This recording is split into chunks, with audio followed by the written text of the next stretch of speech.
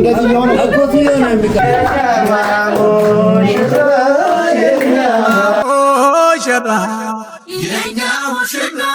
የኛ ሙሽራ ሙሉ ህይወትሽን እኛ ጋር መልእክት እየላከሽ ያሳደገሽ። ስለዚህ አርፈሽ ትቀመጫለሽ። ምን ማድረግ እንዳለበት ደግሞ ያሳውቅሻል። ውጡልኝ።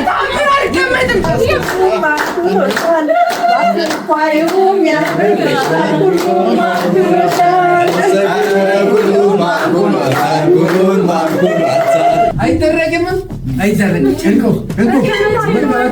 በቃ የለም አይሆንም ብሏል።